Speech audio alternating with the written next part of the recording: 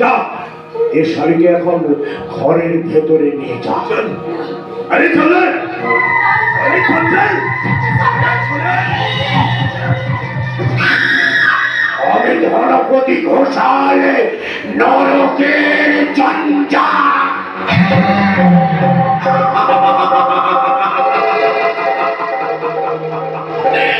লোপার পথের কাটাকে আমি সরিয়ে দিলাম, সরিয়ে। এবার কাঞ্চন চলবে। তুমি যাবে কোথায়? তোমাকে আমার স্বার্থের খাঁচায় বন্দি হতেই হবে। আমাকে আপনার স্বার্থের খাঁচায় কোনদিন বন্দি করে রাখতে পারবে না ধনপতি ঘোষাল। তার মানে তুমি কি বলতে চাইছো অপরিণাম দোষী কাঞ্চন চৌধুরী? বলতে চাইছে আপনার মূল্যবান এক রাত আমার বাড়িতে কাটিয়ে আপনার বাড়িতে চলে এসেছি।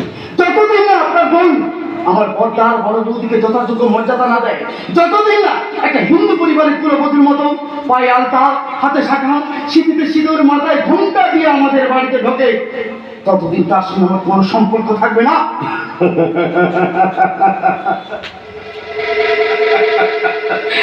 বাচ্চা ছেলের মতো বেশ মান অভিমান তোমার আছে দেখছি কাঞ্চন।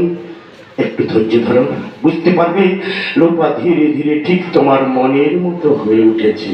একটা কথা কি জানো কাঞ্চন, মেয়েরা না নরম মাটি ঠেলার মতো, তাদেরকে যেমন ছাঁচে ফেলবে তারা ঠিক সেইভাবেই গড়ে উঠবে। আমি কিন্তু সেইভাবে গড়ে ওঠার মেয়ে নই। লোপা, স্বামীর বড় হইতে বড় থাকুক আর স্বামীর বড় হইতে বাড়তি বলে তাদের পায়ে আমি প্রণাম ঢুকতে পারবো না। পারবো না শাখা, সিঁদুর, আলতা, ঘণ্টা এসব কিছু মানিয়ে নিতে।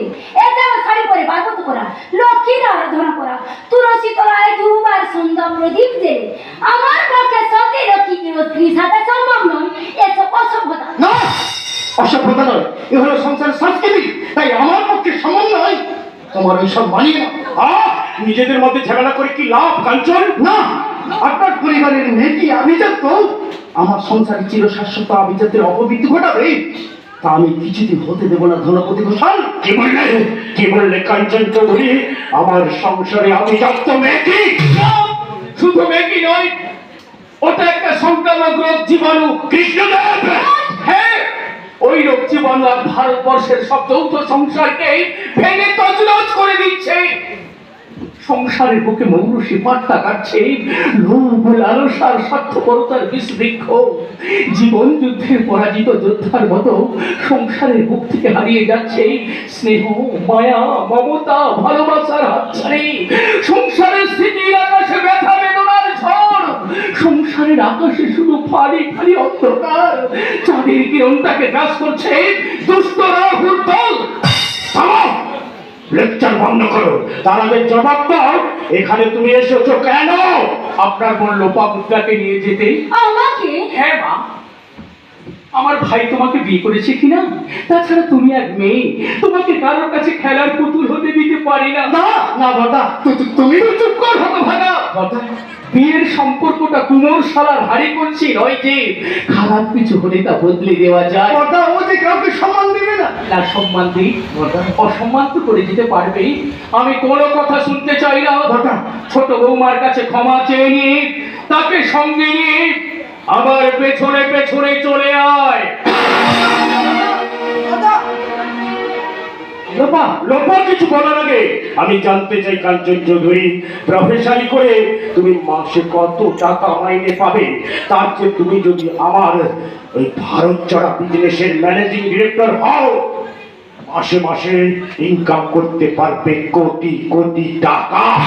মানুষের জন্য টাকা দেয় না ধনপতি ঘোষাল। কাঞ্চন, মানুষ দেয় টাকার জন্য, কাজে মানুষের এই সংসারে মানুষ সৃষ্টি করতে আমি প্রফেশনাল সুযোগ নেব।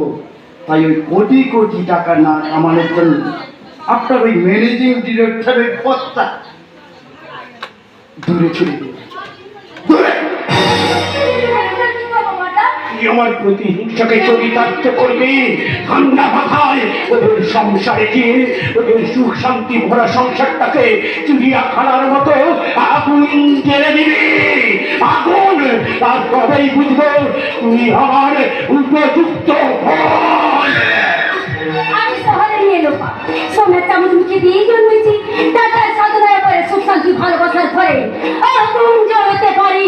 হ্যাঁ, চৌধুরী, আজ